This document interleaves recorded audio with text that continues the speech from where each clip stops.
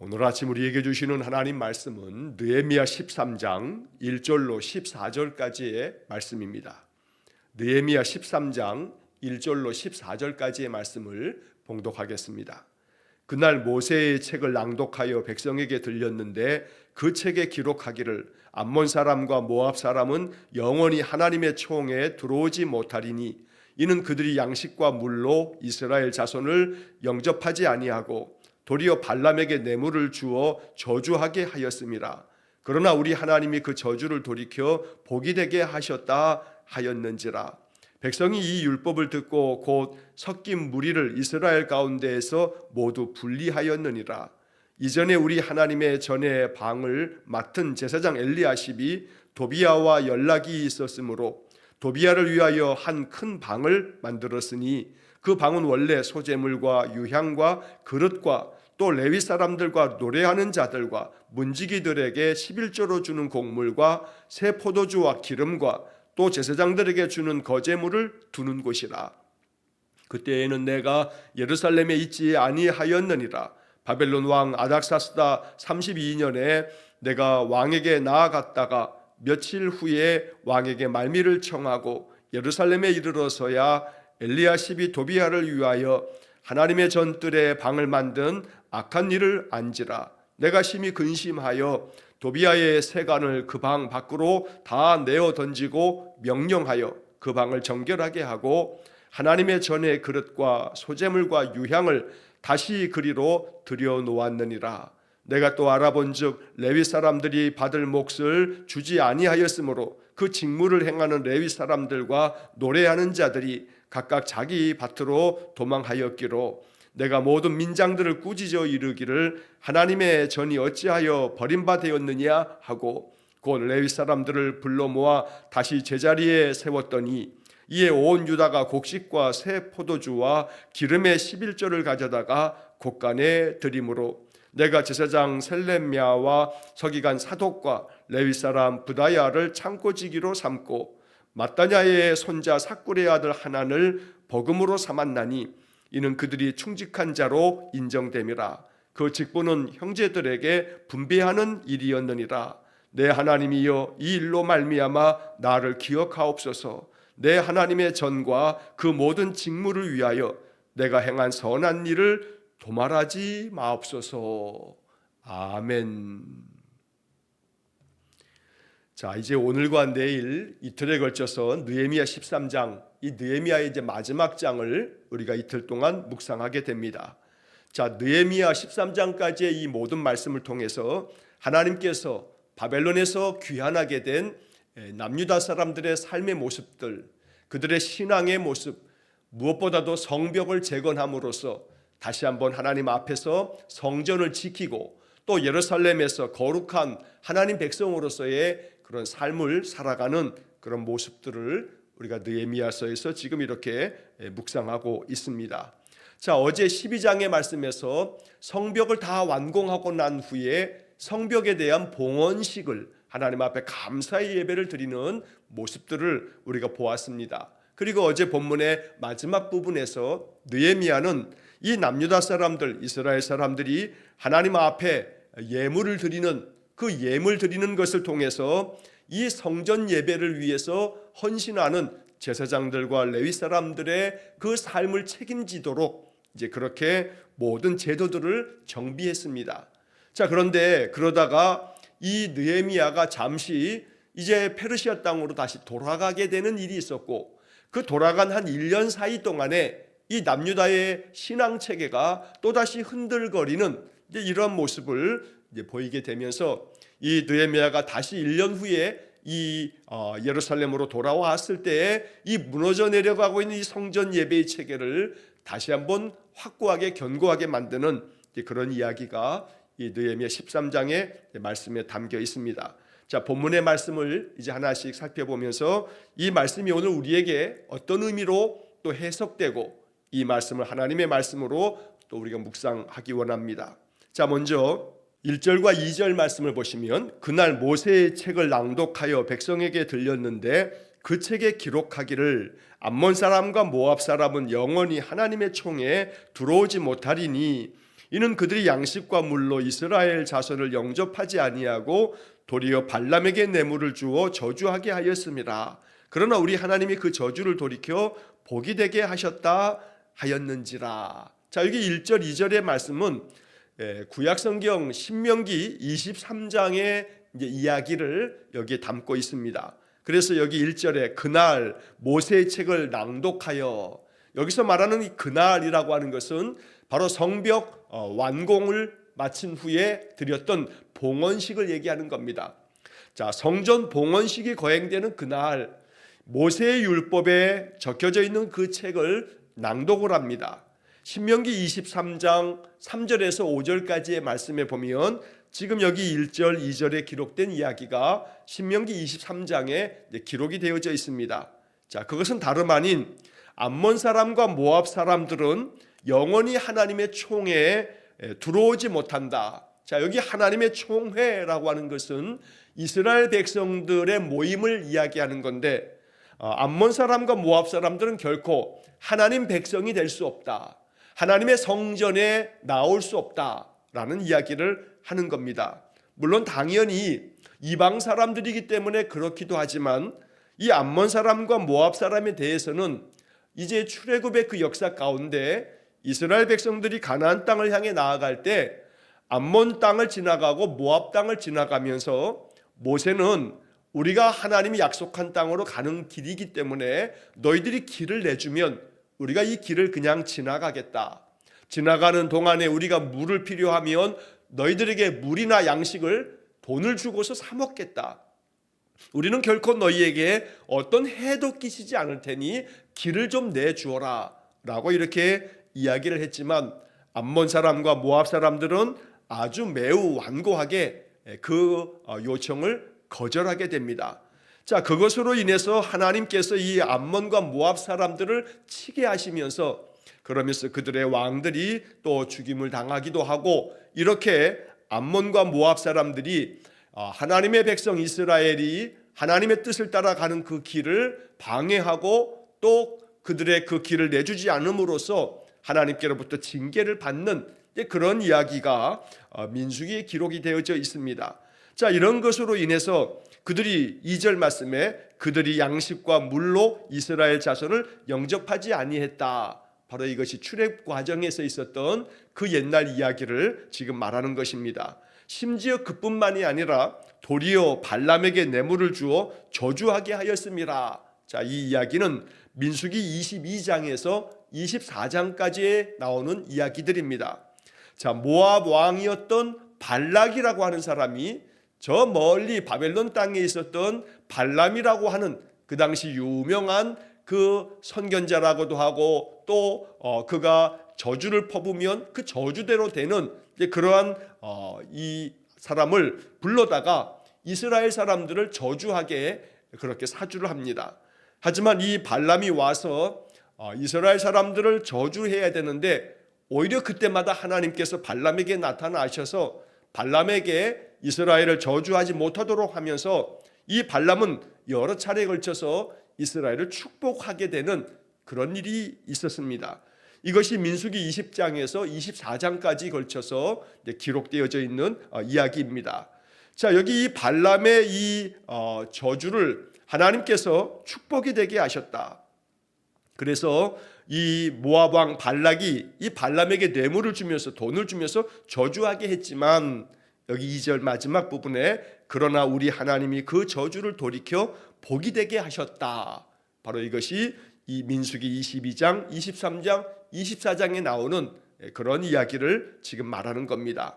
자, 그런데 이 이야기를 지금 왜 하냐 하면 지금 바로 이제 그 다음 4절 이하의 말씀에서 바로 이러한 문제들이 이스라엘 땅에 이 남유다 사람들이 이렇게 모압 사람들, 암몬 사람들과는 그들이 가까이 하지 말고 하나님의 총에 들이지 말아야 되는데 심지어는 하나님의 그 성전 안에 방을 만들어주고 이 도비야라고 하는 사람, 암몬 사람 도비야를 그 성전의 한 방에서 거하게끔 만들어주는 이런 일을 하면서 바로 이 신명기 23장에 암몬 사람들, 모압 사람들은 하나님의 총회에 들어오지 못한다라고 하는 율법을 거역하고 있었던 겁니다. 자, 그래서 이 이야기가 그 다음 이어지는 3절 말씀에 백성이 이 율법을 듣고 그 섞인 무리를 이스라엘 가운데서 모두 분리하였느니라. 자, 이 이야기는 바로 우리가 앞에 장들에서 살핀 것처럼 이방의 여인들을 아내로 맞이하거나 며느리로 맞이하거나 이러한 이방 족속들에 대한 것들을 에스라 시대에도 그랬고 느헤미야 시대에도 그들을 다 그들 땅으로 돌려보내는, 그래서 여기 섞인 무리를 이스라엘 가운데서 모두 분리하였다라고 하는 그런 조치를 취하게 되었던 겁니다. 자, 이런 말씀들을 오늘날 현대 기독교인들이 이런 말씀을 읽을 때 이 말씀을 어떻게 해석하는 것이 합당한가? 사실 여기 이방인들을 이렇게 축출하는, 다 내보내는 이런 분리주의적인 그런 정책을 오늘날 이 현대 사회에서 취할 수는 없는 일입니다. 모든 여기 이방인이라고 하는 것이 단순히 우리가 이스라엘 사람들에게 있어서 이방인이니까 타국 사람들인데, 오늘 이 현대 사회에서 외국인들이 이 땅에 들어와 사는 그 이방인들을 다 분리시킨다, 다 내보낸다 라고 하는 것은 있을 수 없는 겁니다. 그렇게 해석될 수가 없다는 겁니다. 여기 섞인 무리를 모두 분리시켰다 했을 때 이 섞인 무리라고 하는 그 대상은 이방인들을 말하는 거고, 여기서는 특별히 암몬 사람과 모압 사람을 이렇게 지칭하여 말하고 있지만, 여기서 말하는 이 섞인 무리를 어떤 한 계층의 외국인이나 또 사람을 지칭하는 것으로 해석되기보다는 이 암몬 사람과 모압 사람들이 하나님 대적하는 자들로서 그 옛날 이스라엘 조상들에게 하나님 대적하는 마음으로 그들을 회방하고 그들에게 오히려 위협을 가했던 그런 자들이기 때문에 오늘 우리는 이 말씀을 영적인 의미로 해석할 수 있어야겠습니다. 그래서 바울이 이야기한 것처럼 에베소서의 말씀에 마귀에게 틈을 주지 말라라고 하는 말씀이나 사도 베드로가 마귀를 대적하라라고 이야기하는 그런 말씀들을 우리가 생각할 때 결국 하나님을 대적하는 모든 악한 것들을 분리하라라고 하는 말씀으로 우리가 이 말씀을 읽어야겠습니다. 그래서 늘 내 영적인 삶을 돌아보게 되면 하나님 앞에서 하나님 거역하고 하나님의 뜻을 거스르고 하나님 마음에 합한 삶을 살지 못하는 그런 유혹과 그런 마음의 불신앙과 불순종이 우리 안에 있습니다. 그래서 결국 이 이야기는 섞인 무리를 모두 분리하였다라고 한 남유다 사람들의 이런 결단, 이것을 마음속에 묵상하면서 내 마음 가운데 하나님 거역하는 마음, 하나님께 불순종하는 마음, 하나님께서 기뻐하시지 않는 그런 마음들, 이런 마음들이 내 안에 머무르기로 할 때 그런 마음들을 내 마음에서 다 분리시켜서 이것을 다 내어 쫓고 내 마음을 정결케 하는 그런 영적 삶으로 이 말씀을 해석하는 것이 적합합니다. 자, 그래서 이제 그 뒤에 이어지는 4절부터 9절까지의 말씀에서 이제 그 한 예로 이제 도비아에 관한 그런 이야기들이 이제 느헤미야에 의해서 또다시 이것이 문제가 되어지고 이것들을 다 척결하게 되는 그런 하나의 에피소드를 전하고 있습니다. 자, 4절 말씀에 보면 이전에 우리 하나님의 전에 방을 맡은 제사장 엘리야십이 도비아와 연락이 있었으므로 도비아를 위하여 한 큰 방을 만들었으니, 자, 여기 이 엘리야십, 이 사람은 제사장이라고 되어 있지만 이 엘리야십은 사실 대제사장의 반열에 있는 그런 영적 지도자입니다. 그런데 이 제사장 엘리야십이 도비아와 연락이 있었으므로, 이 도비아와 연락이 있다는 것은 도비아하고 늘 이렇게 서로 연락을 주고받는 그런 친밀한 그런 관계가 되었다는 겁니다. 자, 그래서 도비아를 위해서 친한 것은 친한 것이고, 그런데 그것을 공사를 구분치 못하고 이 제사장 엘리야십이 도비아를 위해서 한 큰 방을 만들어 줍니다. 자, 이 큰 방을 만들어 줬는데 그게 어디다 만든 거냐면 여기 4절에 말한 것처럼 우리 하나님의 전에 방을 맡은 제사장 엘리야십이 이 도비아를 위해서 한 큰 방을 만들었다. 이 방은 원래는 소재물과 유향과 그릇과 또 레위 사람들, 노래하는 사람들, 문지기들을 위해서 쓰여지게 될 11조의 그런 곡물들, 새 포도주, 기름, 이런 거제물들, 이런 것들을 하나님의 백성들이 하나님께 드린 예물들을 보관하는 그 방, 그런데 그 보관되어져 있을 모든 예물들을 다 어디론가 다 사라져버리고 그 큰 방을 이 도비야라고 하는 사람에게 내주었다는 겁니다. 그래서 하나님의 성전 안에 이 도비야라고 하는 사람이 거기서 살게끔 만들어준 겁니다. 자, 느헤미야 6장을 읽을 때에 이 느헤미야 6장 17절에서 19절의 말씀을 우리가 읽은 바 있는데 유다의 귀족들이 이 도비야하고 편지를 주고받는 그런 이야기가 나옵니다.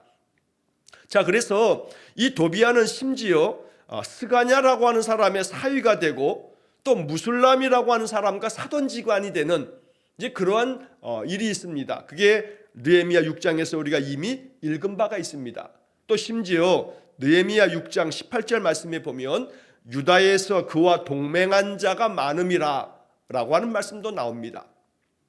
자, 이 암몬 사람 이 도비야라고 하는 이 사람과 유다의 여러 귀족들이 서로 이렇게 동맹을 맺으면서 서로 왕래하고 서로 좋은 관계를 유지하다가 심지어 이 엘리야십 제사장은 여호와의 성전의 한 방을 백성들이 드리는 예물을 보관하는 그 방을 이 도비야에게 내주기까지 했다는 겁니다.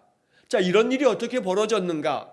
여기 지금 그 다음 이어지는 6절 말씀에 보면 그때 상황을 느헤미야는 이렇게 말합니다. 그때에는 내가 예루살렘에 있지 아니하였느니라. 느헤미야가 없었던 그 때에 이렇게 제사장 엘리야십이 도비야라고 하는 자와 연락을 취하며 그에게 큰 방을 내주기까지 했다는 겁니다. 자, 그래서 그 다음 6절 중간에 보면 바벨론 왕 아닥사스다 32년에 내가 왕에게 나아갔다가 며칠 후에 왕에게 말미를 청하고 예루살렘에 이르러서야 엘리야십이 도비야를 위하여 하나님의 전 뜰에 방을 만든 악한 일을 안지라. 자, 여기 지금 이 이야기를 보면 느헤미야가 예루살렘에서 이렇게 성벽 재건을 위해서 오랜 동안의 총독으로서 일을 했습니다. 자, 그 예루살렘에서 느헤미야가 총독으로 재임했던 기간이 약 12년입니다.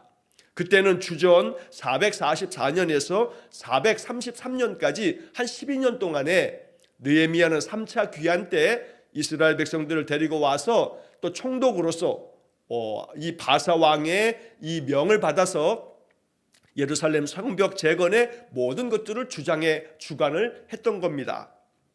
자, 이렇게 12년 동안에 느헤미야가 예루살렘에 머무는 동안에 남유다는 이렇게 성전 예배를 비롯해서 모든 신앙 체계와 행정 체계를 느헤미야가 잘 갖출 수가 있었습니다.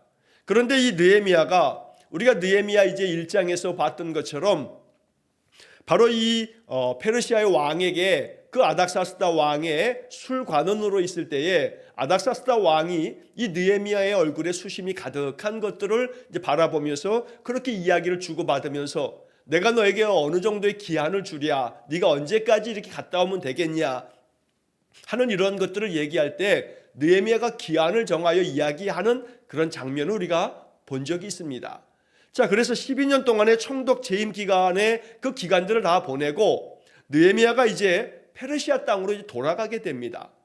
자, 느헤미야 총독이 페르시아 땅으로 돌아가서 없는 사이에 이 남유다 사람들이 제사장 엘리야십, 이 사람은 대제사장의 역할을 감당했던 사람이기 때문에 영적인 최고 지도자들이 이렇게 대적이기도 했던 성벽 재건의 큰 방해꾼이었던 산발랏, 도비야, 게셈 이런 자들이었는데 그들과 동맹을 맺고 또 그중에 이 도비야에게는 성전에 방을 내주기까지 하는 이런 악을 행하게 됐다는 겁니다.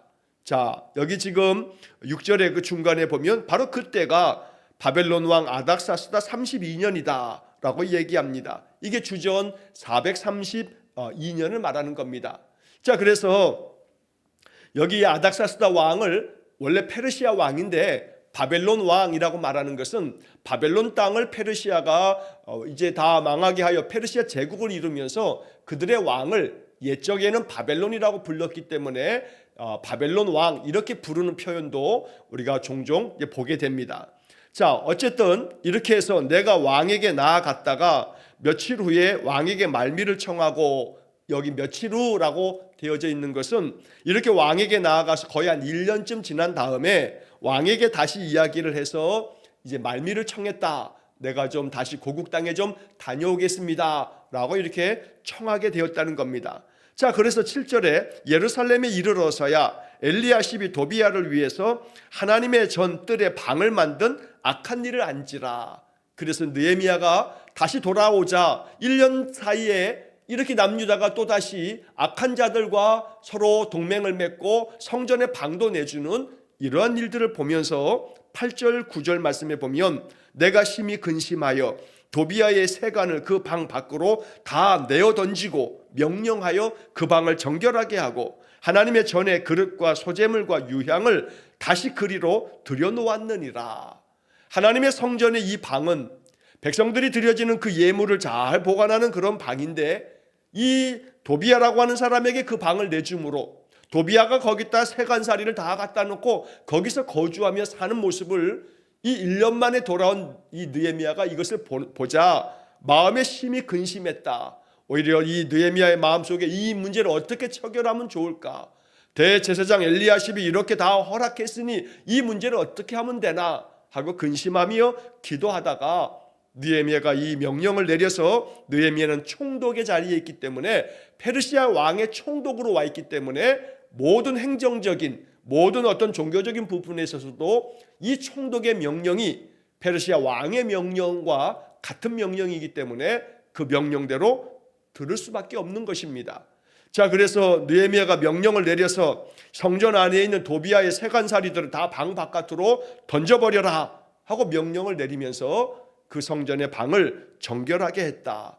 그리고 원래 그 성전의 그 목적대로 이 성전에 하나님의 백성들이 드리는 그런 모든 소재물들, 재물들을 다 그곳에 다시 보관하게 했다. 그래서 다시 그리로 들여놓았느니라 라고 말씀함으로써 또다시 이 성전에 더럽혀진 것들을 깨끗하게 정결케 하는 그런 이야기를 적고 있는 것입니다.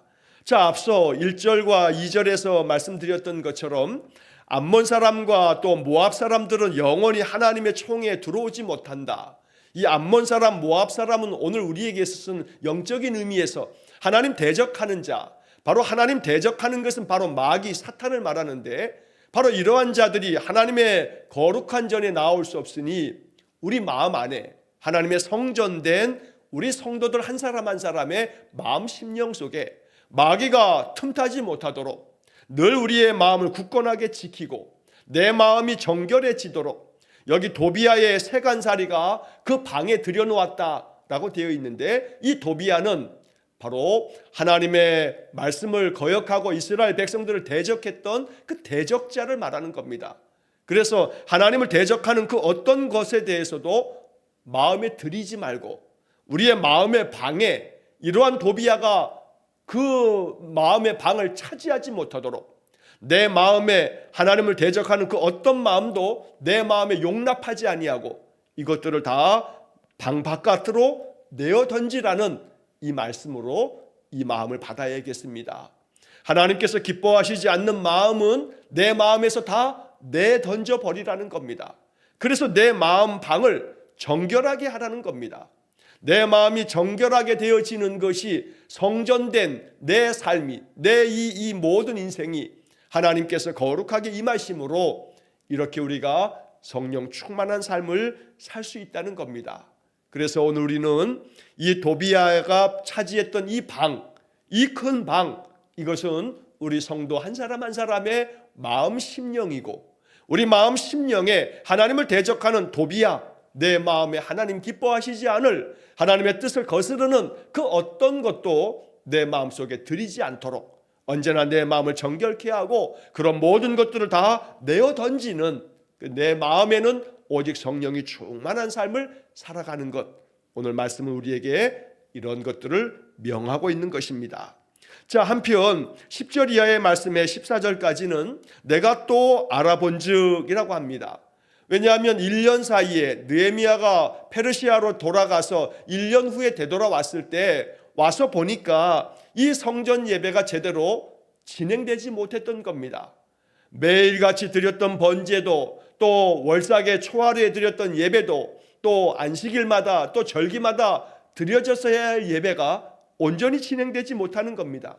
왜냐하면 이 예배를 주관해야 할 제사장들과 레위 사람들이 다 사라져버린 겁니다. 자, 그 이유가 뭐냐면 내가 또 알아본즉 레위 사람들이 받을 몫을 주지 아니하였으므로 그 직무를 행하는 레위 사람들과 또 노래하는 자들이 각각 자기 밭으로 도망하였기로. 자, 이것은 어제 12장 마지막 부분에서 우리가 봤던 것처럼 이스라엘 사람들에게 이제 느헤미야는 11조의 예물을 바치게 하고 또 성전에 하나님 앞에 드려야 할 예물들을 바치게 하면서 그 예물들을 통해서 하나님의 제사장들과 레위 사람들, 성전 봉사를 하는 이들이 그들은 다른 기업을 받지 못하였기에 이렇게 성도들이 드린 예물 가운데서 율법이 정한 대로 그들의 몫을 주어서 그들의 생계를 이어가도록 만들어 주었던 겁니다.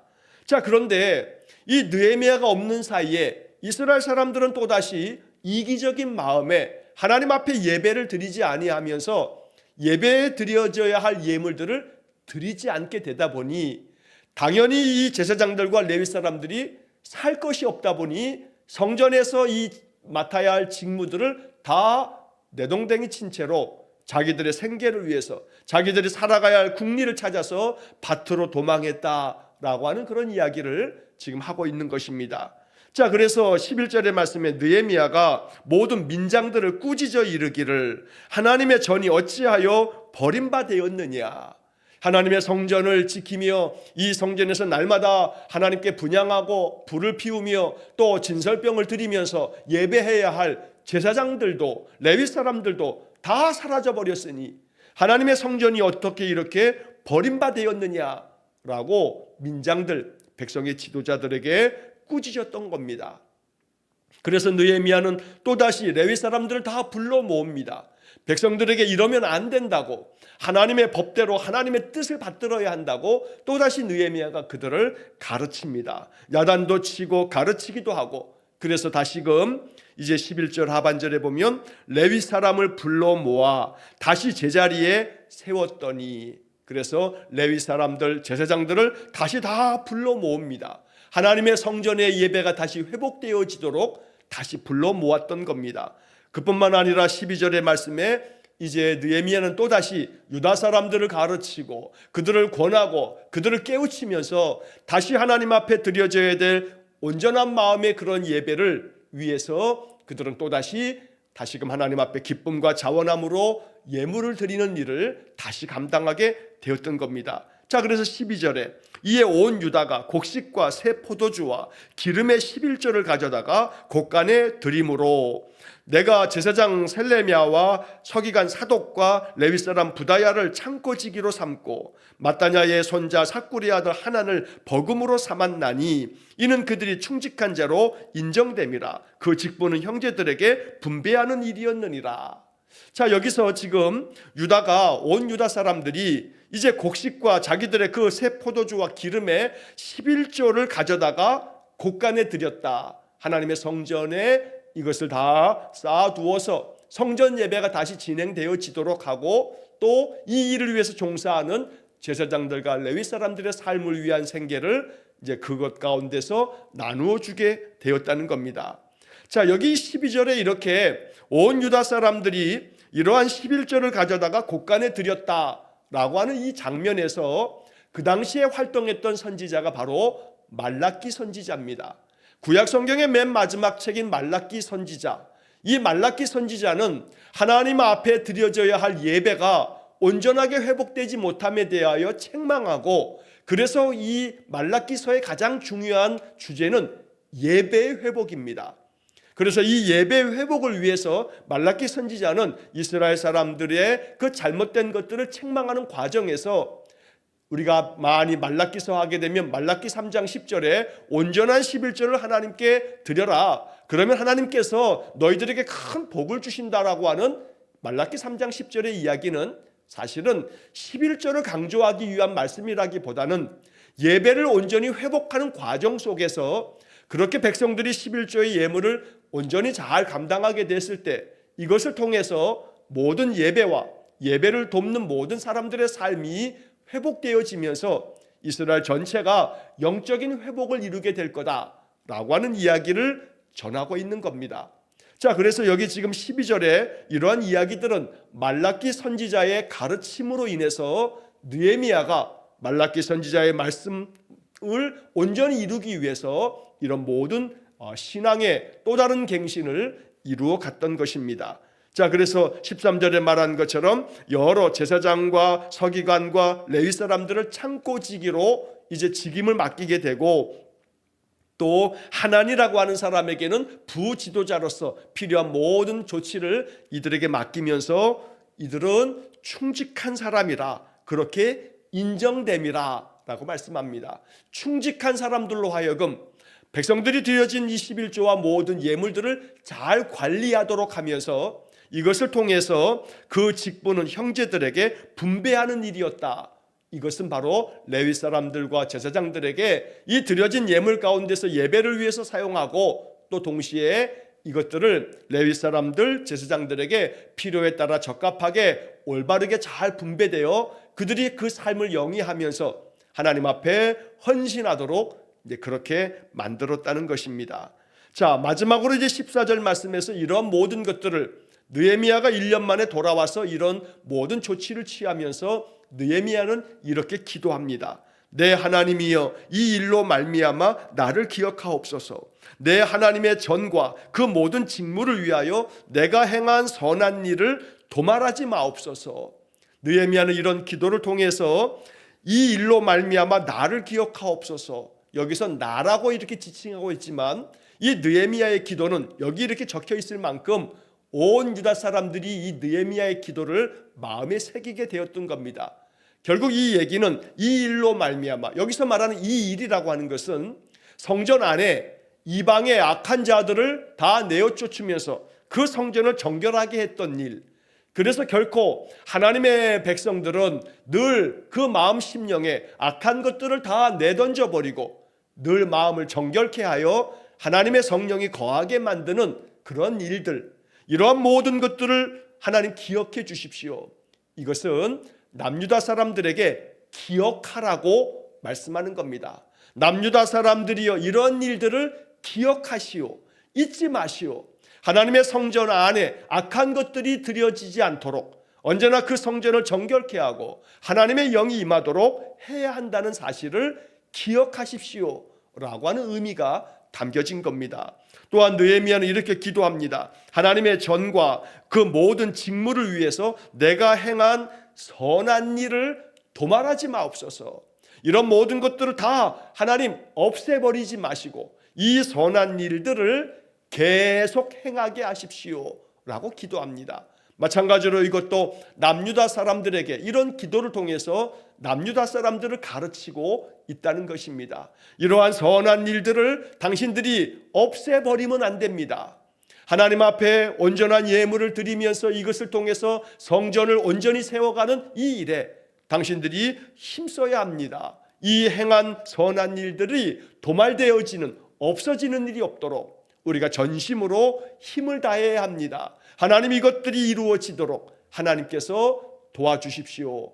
느헤미야는 이렇게 하나님 앞에 기도하면서 남유다 사람들의 마음의 믿음을 촉구하게 되었던 것입니다.